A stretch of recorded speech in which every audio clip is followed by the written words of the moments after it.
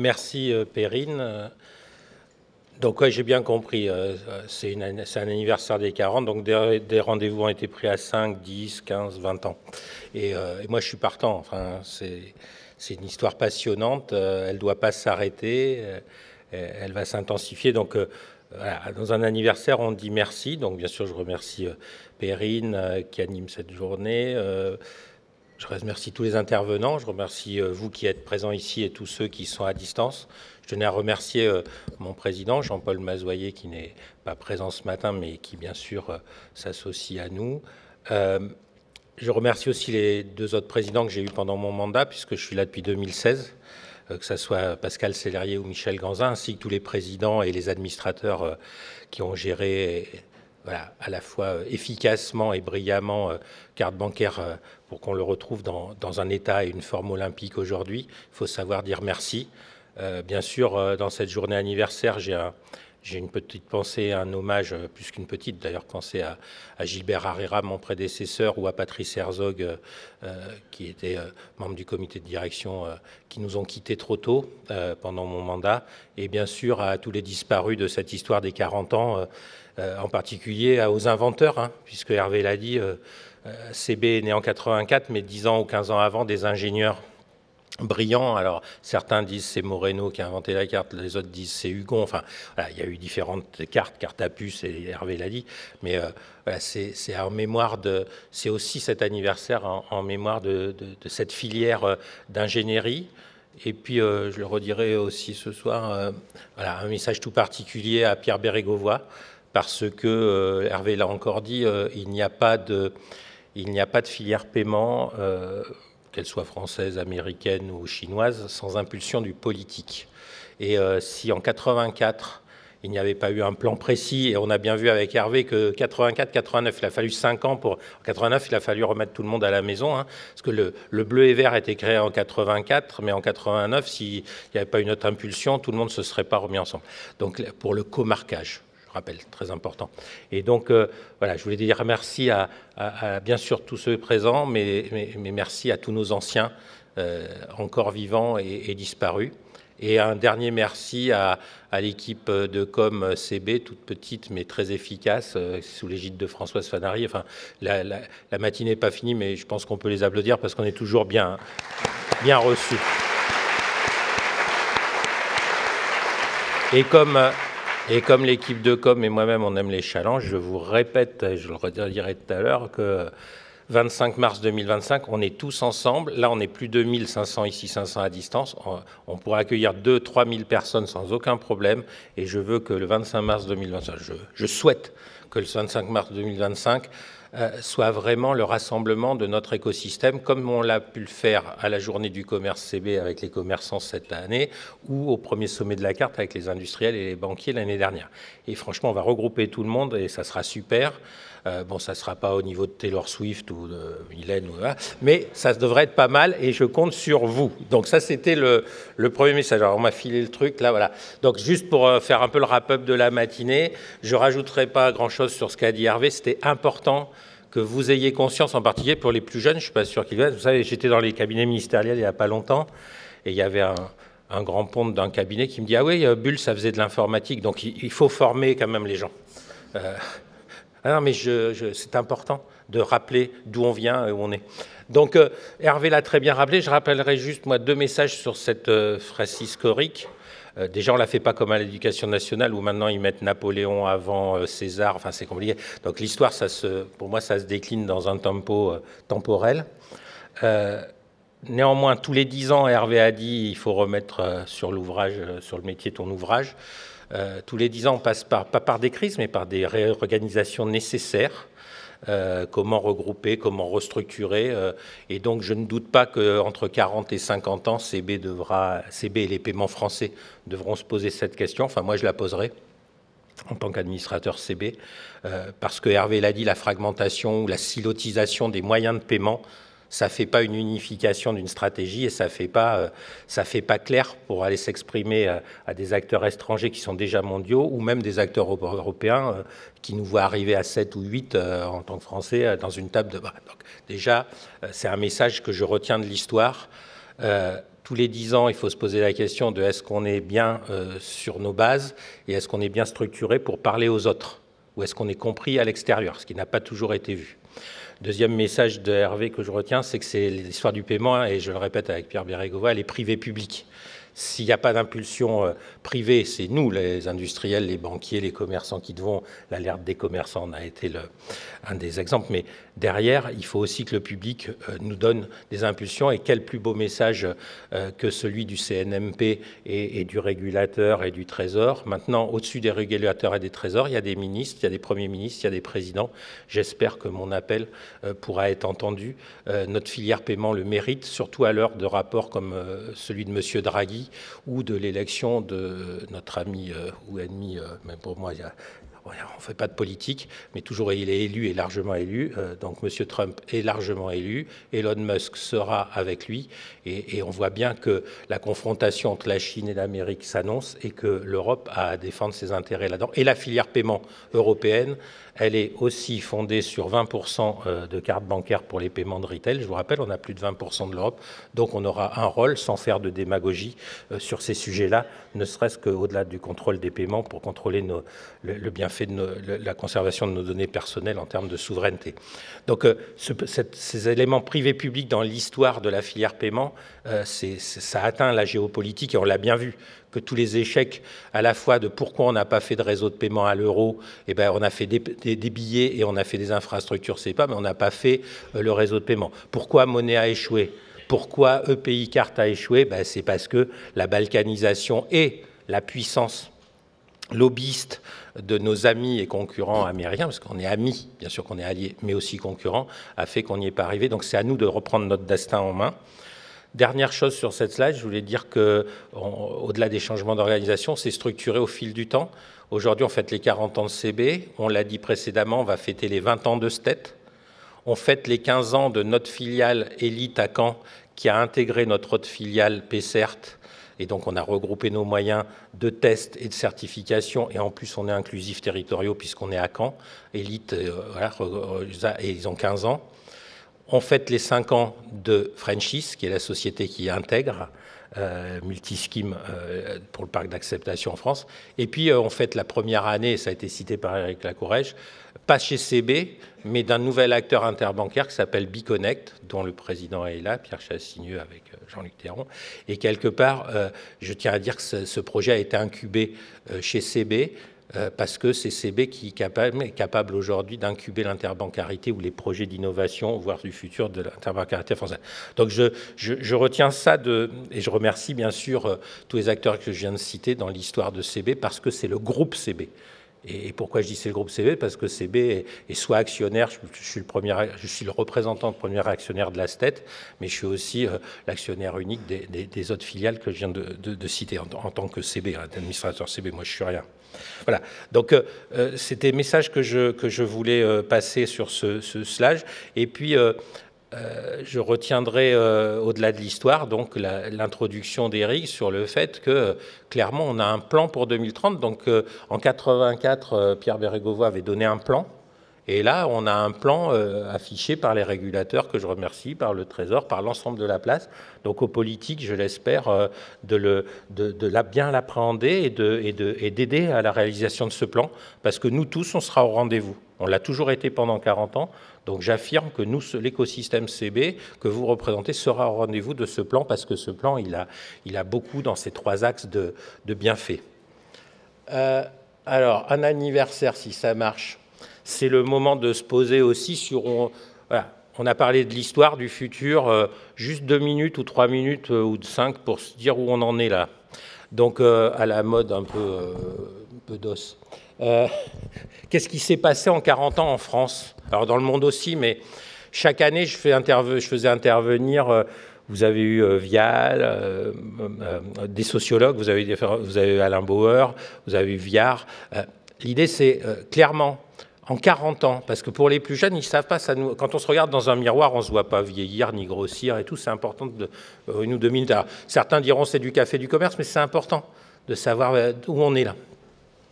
Bon, notre structure familiale en France, elle a vachement évolué quand même. J'ai des petits chiffres pour qu'on rigole un peu, parce que... Et je les ai pris, c'est pas moi... J'attire votre attention sur un livre qui vient de paraître qui s'appelle « Métamorphose française » de Jérôme Fourquet. Donc, ce n'est pas mes chiffres, c'est ses chiffres. Hein, voilà. Pourquoi je dis qu'un des grands changements dans les 40 ans en France, c'est nos structures familiales. Les divorces ont été multipliés par 5 en 40 ans. Les familles monoparentales ont été multipliées par 3. Les naissances hors mariage ont été multipliées par 6. Les baptêmes par rapport aux naissances ont été divisés par 3. Et alors, les crémations étaient à 1% en 1984, elles sont de 43% aujourd'hui. Tout ça pour vous dire qu'en 40 ans, le monde a changé et la France a changé sur sa structure. Avant tout, avant le pays, avant tout le monde, il y a nous, les individus et la famille. C'est quelques chiffres, mais vous verrez, il y en a plein d'autres dans le rapport, mais c'est marquant. Première idée. Deuxième idée, la France, elle a changé. Moi, quand j'ai eu mon diplôme d'ingénieur, c'était une France d'industrie et d'agriculteurs. L'industrie, elle pesait 33% du PIB dans les années où j'ai été diplômé. C'était il y a 40 ans. Aujourd'hui, notre industrie, c'est moins de 14% du PIB. Ça a été divisé par quasiment 2 et bientôt 3. Avec des grands noms qui ont disparu, hein, les Usinor, les Alcatel. Alors, on a été les inventeurs de 2 notions, il faut se le dire, il faut se le regarder en face, comme disait Alain Bauer. On a inventé le monde sans usine, Serge Turuc et Alcatel, on a vu ce que ça donnait. L'industrie sans usine, et on a été le ministère du temps libre. On verra plus tard que c'est marquant, c'est des décisions marquantes. Néanmoins, on est là-dedans. Le CAC 40 a donc été totalement modifié. À l'époque, c'était des grands industriels. Moi, j'étais chez Saint-Gobain au début de ma carrière. Bon, il est encore là, Saint-Gobain, mais quand vous regarderez la liste des Thomson, tout ça a disparu. Alors, ça a été remplacé par le luxe, LVMH, Hermès, Chanel. Voilà. Donc, il y a une fongibilité importante, mais un mouvement totalement désindustrialisation en chiffres, c'est réel. Derrière, j'ai parlé des agriculteurs. On venait d'une France 40 ans avant, c'est la France agricole. Quand j'étais ingénieur, agronome en plus, j'avais encore en face de moi 1 million d'agriculteurs dans les années 80. Aujourd'hui, ils sont moins de 350 000. Et ils vont continuer à manifester parce que 300 000, néanmoins, ils tiennent notre territoire. Ils ne font pas que faire pousser des betteraves. C'est pour vous faire réfléchir. En plus, quand vous voyez à la télé des marins-pêcheurs manifester, il faut savoir que dans les années 80, nous avions 11 000 bateaux de pêche. Aujourd'hui, il y en a moins de 4 000, divisé par 3. Donc, on est passé, à l'inverse de l'industrie, bien sûr, on est passé dans un monde de consommation. Donc, nos amis les commerçants, qui sont aujourd'hui un fer de lance de CB, ont subi une profonde mutation aussi en 40 ans. Il y avait 310 grands magasins en 1980 en France. Grands magasins, ça s'appelait les hyper, je ne sais pas si... Bon, aujourd'hui, il y en a 1832 qualifiés d'hyper et tout. C'est x6. En 40 ans, la distribution a multiplié par 6 ces grosses structures. Et le e-commerce, en 20 ans, a fait x15. 11 milliards, 160 milliards de chiffre d'affaires. Bien sûr, le luxe, j'en reparlerai pas, j'en ai déjà parlé. Et puis, dernière modification, industrie, agriculture, bam. Et de l'autre côté, commerce monte, luxe monte, et les loisirs. Donc, les loisirs, ça a été, bien sûr, les parcs. Aujourd'hui, plus de 75% des moins de 35 ans vont régulièrement dans les parcs d'attractions, Euro Disney le premier. Et puis, on a été, nous les Français, on pèse 1% de la population mondiale. On est les 2e consommateurs de McDo. Il y a plus de 15 000 McDo, et je prends que McDo, mais je ne vise pas McDo, je vise toute la... Voilà. Donc, au monde, on est les 2e au monde à manger du fast-food. 20% de consommation de la nourriture asiatique, ce qui n'était pas le cas il y a 40 ans. Il y avait quelques restos vietnamiens. Hein. Et on va, alors là, le chiffre, j'ai été étonné, je l'ai fait vérifier, mais il est vrai, chaque Français, en moyenne, alors c'est pas chaque Français, puisque la moyenne, ça veut rien dire, 27 litres de Coca-Cola par an. Voilà, en 40 ans. Dernière chose, les loisirs. Post-Covid, il est évident qu'aujourd'hui, on est dans le monde du télétravail. Voilà. Les retraités, et on vieillit, bien sûr. Donc, télétravail, loisirs. Pourquoi j'associe télétravail à loisirs? Alors, notre ancien président de manière ironique, disait télé, il y a télé et travail, c'est différent. Bon, moi, c'est pas du tout ce que je dis, mais bon, néanmoins, comme on vieillit, la côte ouest, les prix ont monté sur toute la côte atlantique, et la PACA, bien sûr. Enfin, il y a une migration forte vers nos côtes, vers la mer, voilà, vers les piscines. On explose la construction des piscines en France. Et puis, bien sûr, dans nos atouts qui se sont développés, c'est un atout, hein, le loisir aussi, il y a le sport et le patrimoine. Donc, on est dans une société consumériste et hédoniste, et le sportif consommateur télétravailleur a remplacé l'ouvrier agriculteur, si je caricature. Les ouvriers disparaissent, ont disparu. C'est important. Enfin, moi, ça me paraît important qu'on se pose ça, et je ne fais pas de jugement de valeur et tout. Et donc aujourd'hui, ces consommateurs, ils consomment, on est habitué à consommer, on est habitué à avoir du loisir, à travailler, sauf qu'il y a un problème de pouvoir d'achat. Ah ouais, on a un problème de pouvoir d'achat parce que comme on l'a fait par endettement depuis 20 ans ou 30 ans, déjà on n'arrive plus à rembourser la dette, mais ça c'est pas mon sujet. Enfin c'est notre sujet à tous, mais derrière, comment faire pour continuer à être hédoniste, faire du sport, moins travailler on a deux axes. Un, on dit on le fait plus vite parce qu'on digitalise. Donc on va plus vite, on sait tout, ok, ubiquité du digital. Et deuxième voie possible, au-delà de l'efficacité digitale, on va laisser à Elon Musk le soin de montrer ce que ça a fait dans 3 ou 4 ans en Amérique, c'est de faire autre chose que de la consommation classique. Donc la France est aujourd'hui en train d'aller vers la France du recyclage, de la brocante, du troc, du site internet individuel. On devient tous des individus. Et ça amène, je rappelle, c'est Jérôme Fourquet, hein, c'est pas moi, mais c'est voilà. Et ça amène à l'individu roi et à l'archipélisation. Il avait parlé d'archipélisation des territoires. Aujourd'hui, on est dans l'archipélisation des individus. Alors, ça peut être très bon pour CB, mais je voulais qu'on se remette là-dedans. Et donc aujourd'hui, on peut parler d'archipélisation des hommes et des territoires. La famille est monoparentale, chacun fait son... Alors sur les prénoms, on avait 2 ou 3 000 prénoms en moyenne en France dans les années 80, on en a 13 000 en moyenne aujourd'hui. Chacun fait son truc, les accents reviennent. Enfin, voilà, donc voilà. Dernier sujet, donc le low cost, voilà, c'est écrit au tableau. Dernier sujet, malheureusement, c'est ce qu'Alain Bauer nous disait, hein, on est en guerre, il faudrait peut-être arriver à accepter cette idée. On est à la fois en guerre sur notre territoire européen, et puis il y a une autre guerre qui s'annonce, qui est la guerre de la confrontation USA-Chine, hein, qui est devant nous et qui nous replace dans le débat que j'introduisais tout à l'heure. Qu'est-ce qu'on veut faire de notre capacité à rester maître de notre destin, de nos médicaments, de nos paiements, de nos données, de notre monnaie? Voilà, je donne de leçons à personne, loin de moi, c'est Guillaume Fourquet. Bon, alors, je pense que c'était important qu'on se dise ça. Et puis alors, pour rire un peu, j'avais fait, alors il faut que je retrouve, excusez-moi, dans les papiers, en 84, c'était à la fois le premier Macintosh lancé par Steve Jobs.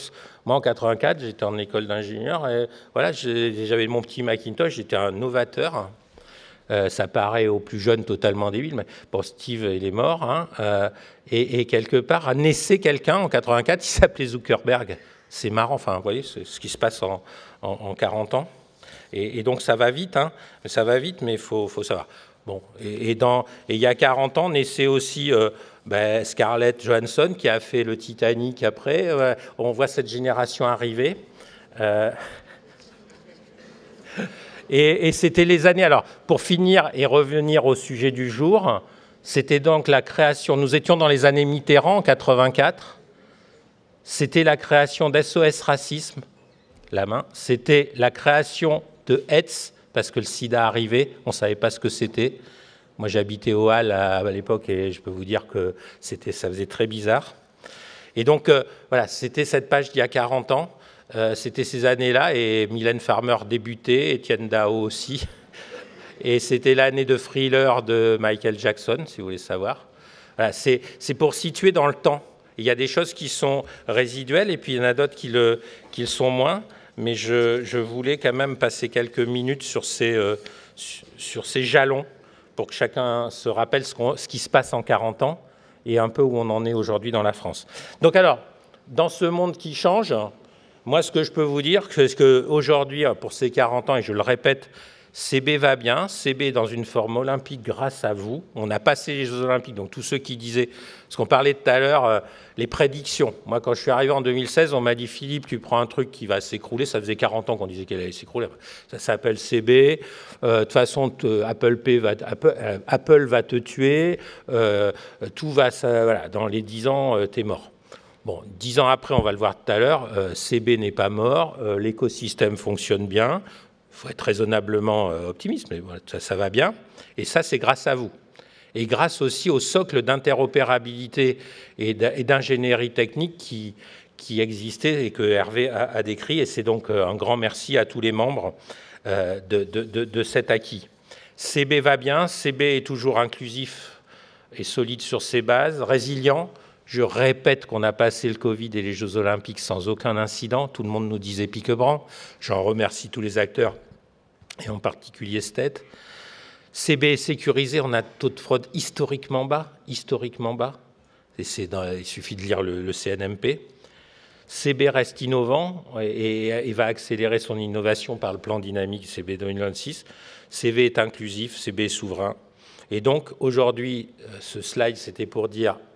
Il y a eu un premier plan de réarmement en 2016. Je suis arrivé en 2016 chez CB, on m'a confié un premier plan de réarmement. On s'est ouvert au commerce, on a fait le conseil consultatif commerce. On s'est ouvert à l'innovation, on a relancé avec le Lab CB.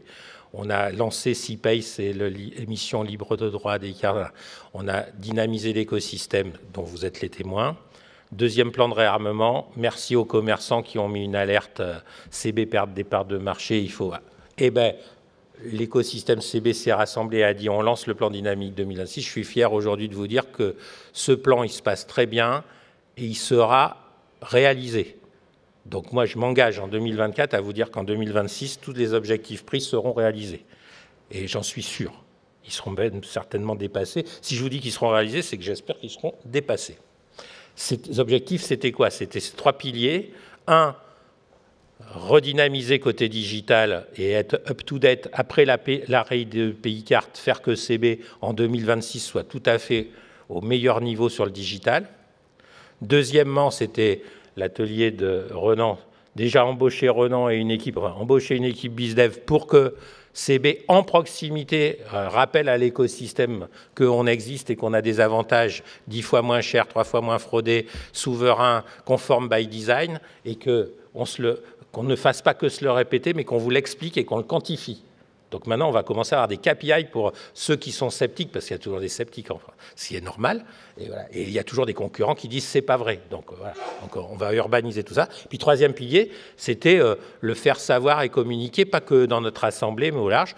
Et donc là, de l'évolution de la marque. Et aujourd'hui, c'est un grand jour. Enfin, il a été validé dans le plan, mais quelque part, à partir d'aujourd'hui, l'histoire des bleus et des verts qu'a décrit Hervé, elle s'arrête.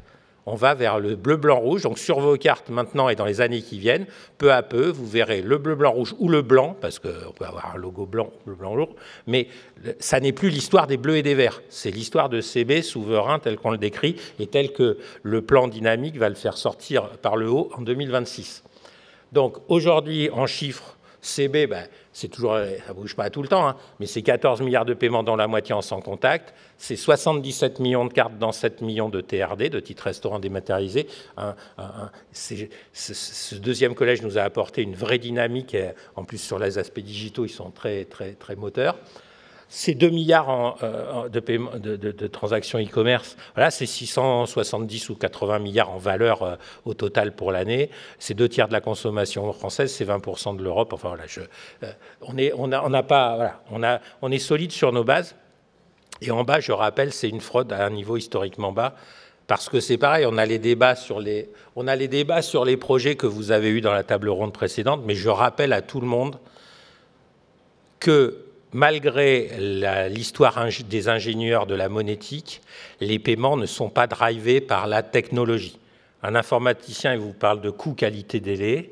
Moi, j'ai la prétention de dire que les paiements, c'est le triangle entre la confiance et la sécurité, l'usage et les habitudes, et donc comment on arrive à changer nos habitudes, et les innovations.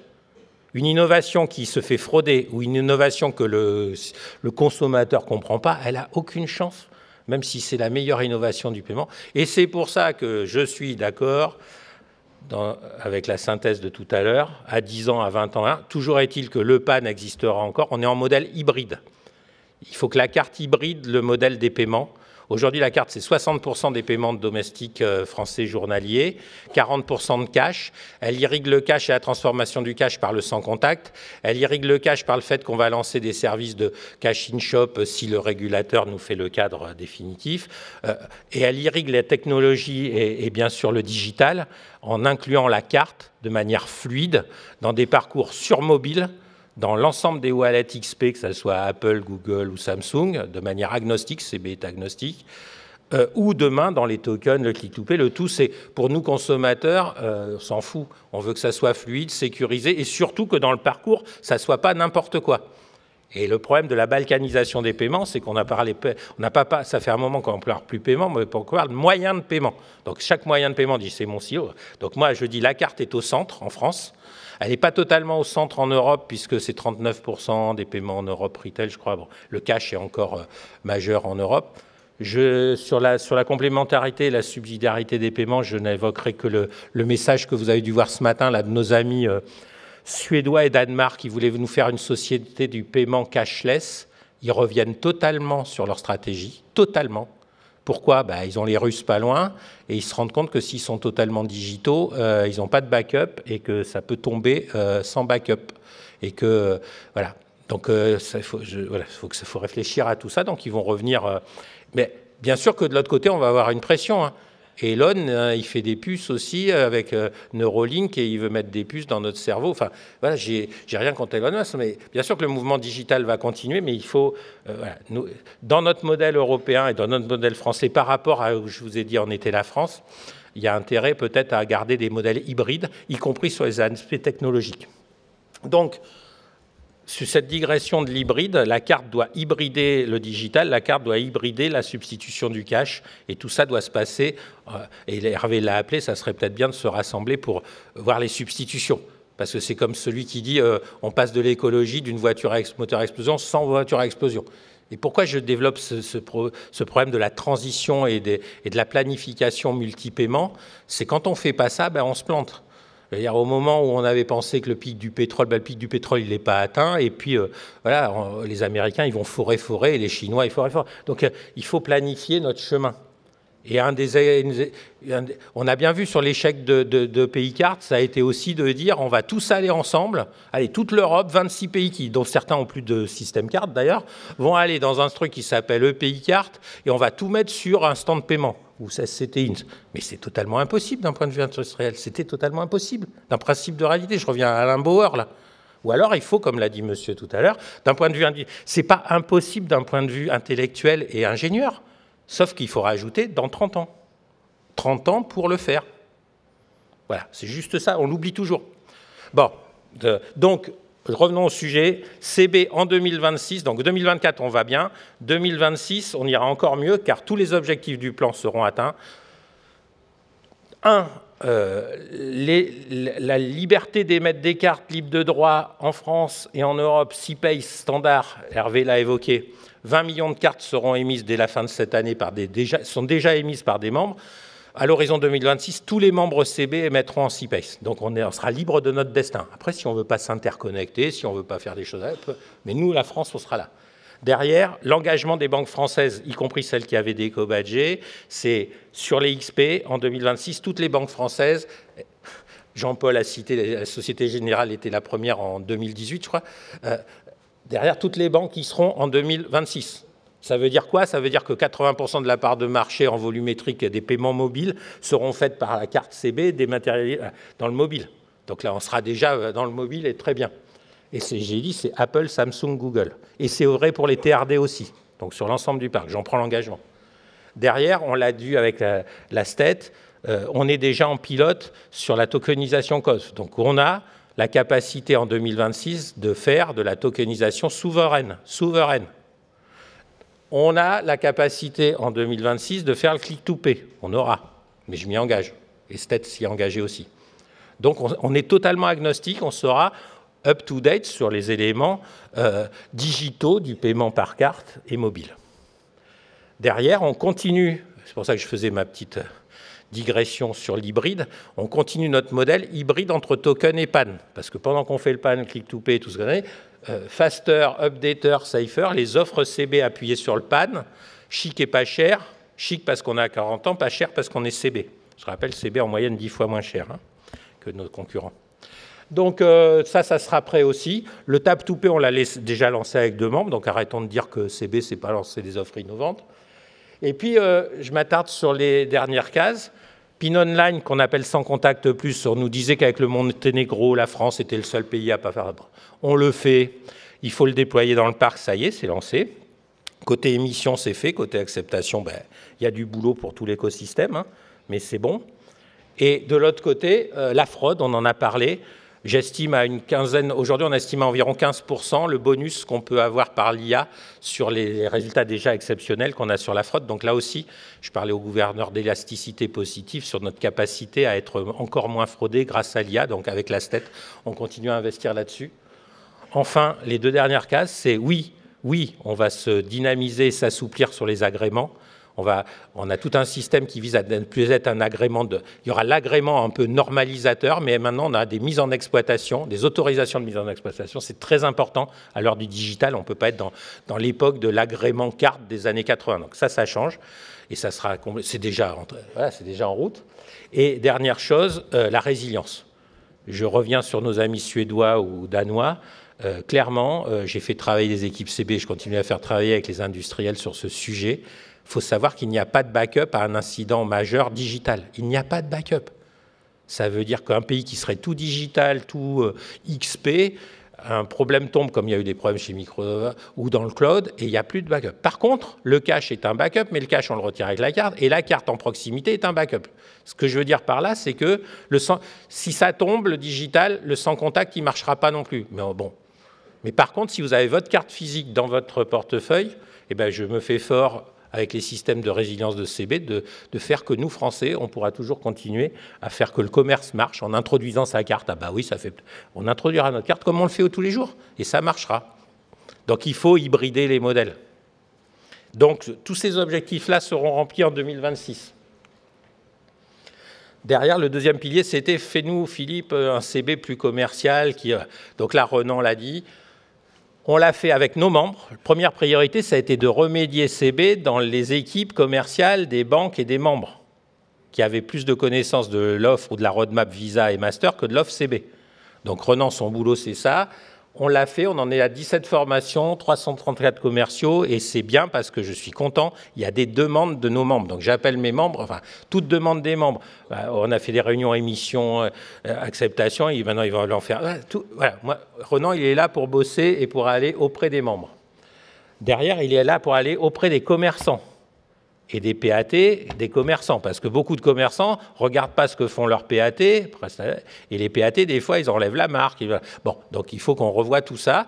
Donc Renan, il est auprès des commerçants avec des ateliers CB, pareil, et je remercie tous les commerçants qui témoignent dans ces ateliers. Alors des fois, on fait des erreurs, mais des fois, on a des atouts, et c'est important de les partager. Et puis, au-delà de ça, les fédérations, on en a parlé ce matin avec la FCA, Mercatel, voilà, on a fondé avec 6 fédérations le Conseil consultatif commerce. On va utiliser ce levier pour que vraiment l'équipe de Renan, qu'on a renforcée de 2 personnes cette année, soit au rendez-vous des demandes d'explication des bienfaits de CB.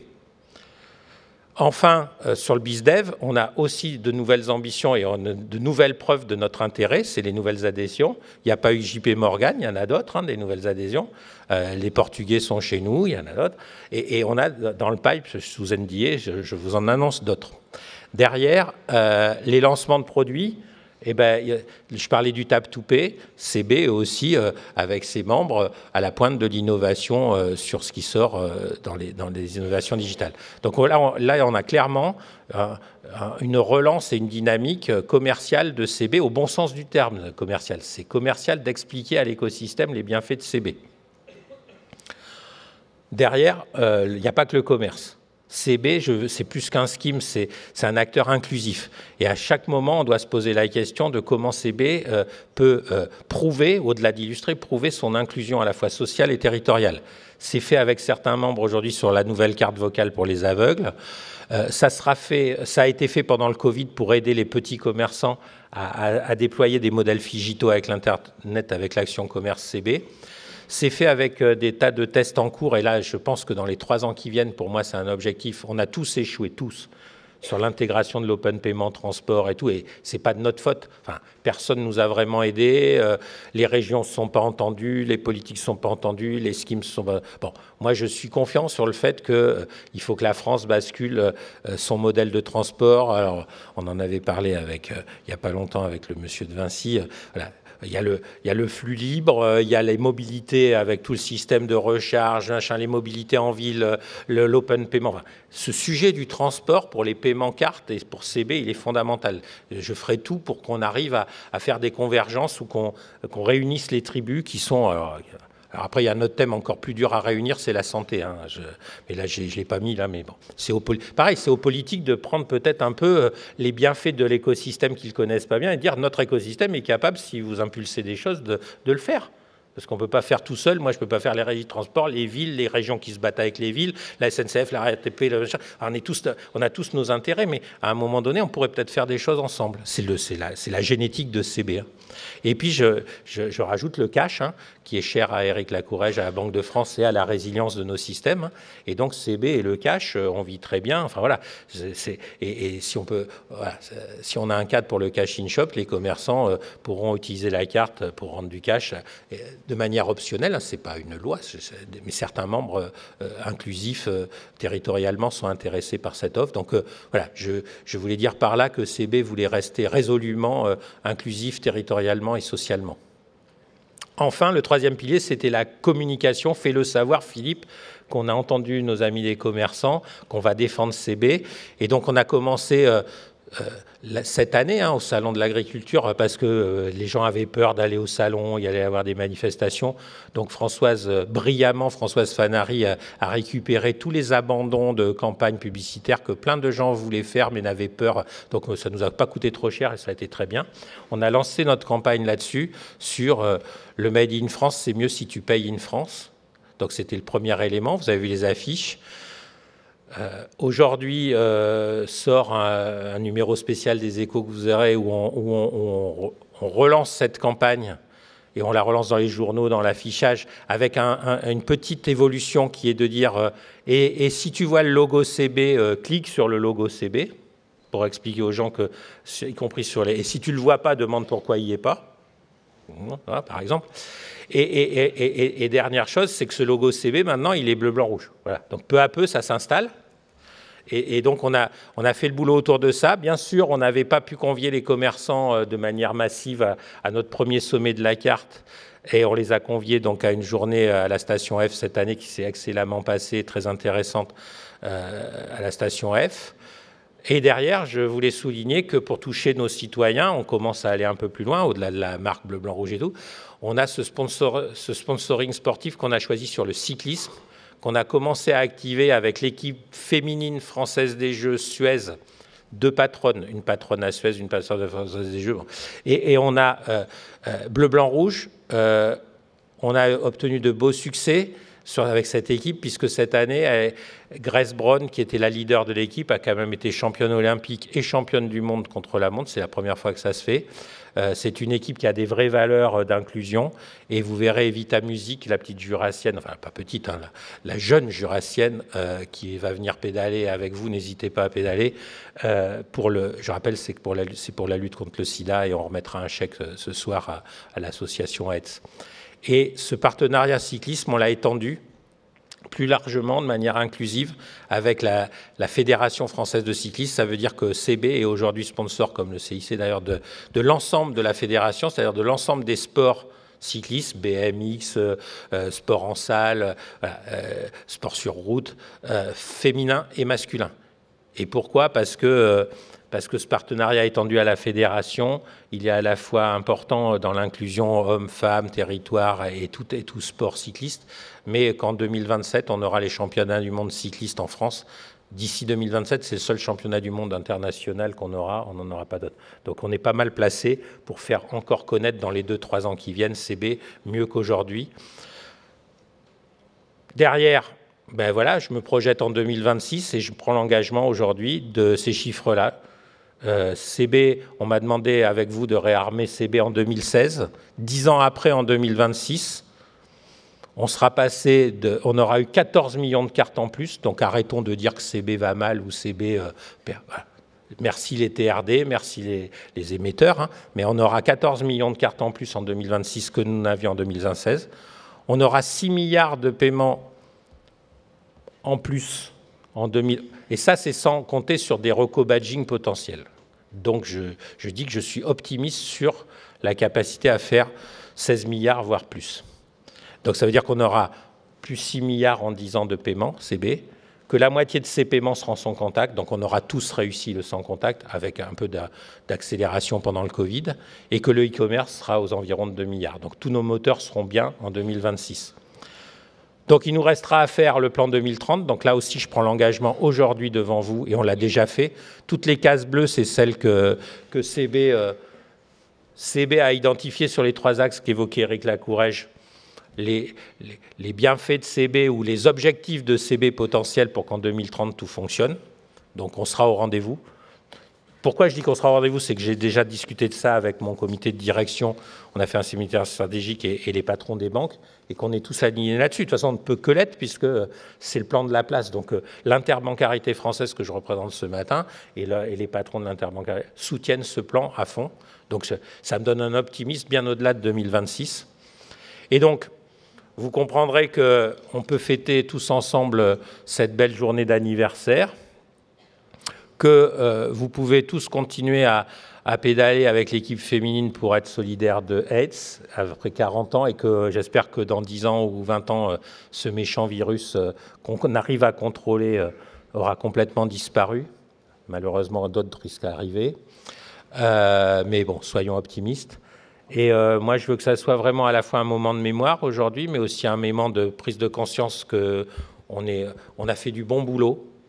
Moi, je voulais remercier tous les collaborateurs CB et tous ceux, bien sûr, comité de direction et membres, qui donnent les moyens à CB de le faire. Que le deuxième plan, on ne dit jamais 203, donc il y a eu le premier plan de réarmement, je vais expliquer. Il y a eu le deuxième dynamique CB 2026. Ben, j'appelle à ce qu'il y en ait un troisième qui aille à l'alignement de 2030 pour encore renforcer cette communication, pour peut-être ouvrir plus les bras à l'Europe, puisque dans le plan du CNMP, il y a quand même... Et que peut faire la carte pour l'euro numérique? Que peut faire la carte pour se connecter ou EPI Card, c'est pas fait, mais Wiro se lance, comment on pourrait peut-être faire des choses avec la carte dans les futurs wallets? CB sera au rendez-vous. CB pèse 20% de l'Europe, donc sans CB, il n'y aura pas ces éléments-là. Moi, je trouve que c'est un élément de vie. Je pense que vous êtes toutes et tous prêts à ces challenges. J'en suis sûr, même sur la filière paiement, y compris pour les régulateurs, puisque le film du CNMP le dit. J'aimerais que nos politiques puissent l'entendre. Bon, là, ils ont d'autres sujets, mais c'est des sujets fondamentaux. Et je suis sûr que du rapport Draghi des investissements européens, il ne faut pas que il y a les batteries, il y a l'écologie, il y a plein de choses, mais la filière paiement, telle qu'elle est aujourd'hui forte en France et potentiellement vitale pour la France et l'Europe, c'est vital, le paiement. Eh bien, comme les médicaments ou d'autres, l'Europe et nos gouvernants devraient s'y intéresser plus, je le dis et je l'affirme, parce qu'on a la capacité à la fois d'avoir des ambitions sur les plans, mais aussi sur les réalisations de nos plans. On l'a prouvé dans le passé, voilà, j'affirme qu'on est capable de le faire et qu'on a la motivation et l'énergie avec... Et donc, voilà, j'espère que vous pourrez pédaler et prendre du souffle pour à la fois revivre cette histoire, et puis, avant de lancer le film... attends, est-ce qu'ils vont lancer le film, là? Ah non, c'est pas... Oui, je croyais que j'ai trop passé vite. Parce que l'idée, c'était de repasser le film et qu'il y ait un gros gâteau d'anniversaire derrière, et de dire que, bon, si vous pédalez, vous aurez plus de sous pour se faire... Et moi, je voudrais vous donner rendez-vous... alors, on a parlé de Mylène Farmer, on a parlé de ABBA, on peut finir sur Patrick Bruel. Rendez-vous dans 10 ans. Hein? Rendez-vous dans 10 ans. Merci à vous.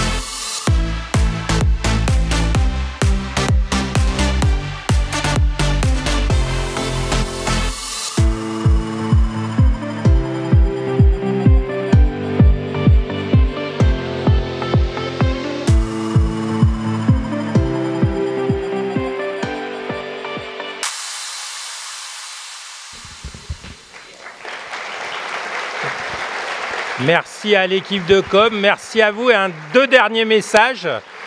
Pas rendez-vous dans 10 ans, mais rendez-vous le 25 mars 2025 pour le deuxième sommet de la carte et tous ensemble en présentiel. Il y aura de la place, on pourra être des milliers. Hein?